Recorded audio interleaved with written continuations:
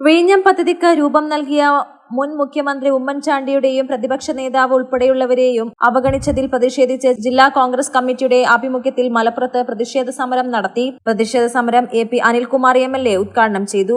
UDF സർക്കാർ കൊണ്ടുവന്ന പദ്ധതികൾ പൂർത്തിയാക്കുക മാത്രമാണ് പിണറായി സർക്കാർ ചെയ്യുന്നതെന്നും പദ്ധതികൾക്കെതിരെ അധികാരം ഏറ്റെടുത്ത ഉടൻ വിജിലൻസ് അന്വേഷണം പ്രഖ്യാപിക്കുകയാണ് പിണറായി സർക്കാർ ചെയ്തതെന്നും AP അനിൽകുമാർ ഉദ്ഘാടന പ്രസംഗത്തിൽ പറഞ്ഞു.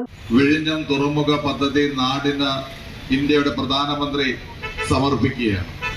നമുക്കറിയാം, ഇതുമായി ബന്ധപ്പെട്ട് എന്തുകൊണ്ട് കോൺഗ്രസ് ഇത്തരമൊരു പ്രതിഷേധം സംഘടിപ്പിക്കുന്നു എന്നിവിടെ സൂചിപ്പിക്കുകയുണ്ടായി. ഈ രാജ്യത്ത്, ഈ സംസ്ഥാനത്തുണ്ടായിട്ടുള്ള എല്ലാ നേട്ടങ്ങളും 2016 ശേഷം ഉണ്ടായ നേട്ടങ്ങളാണ്. 2016 ശേഷമാണ് കേരളത്തിലൊരു മുഖ്യമന്ത്രി ഉണ്ടായിട്ടുള്ളത്.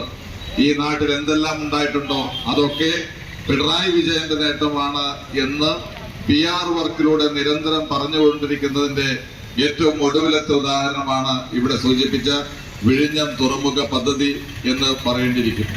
DCC പ്രസിഡന്റ് VS ജോയ് അധ്യക്ഷനായിരുന്നു. റഷീദ് പറമ്പൻ, VSN നമ്പൂതിരി, യാസീൻ അറഫാത്ത്, ഷഹർബാൻ, അസീസ് ചീരൻതൊടി, MK മോഹസിൻ എന്നിവർ പ്രകടനത്തിൽ നേതൃത്വം നൽകി.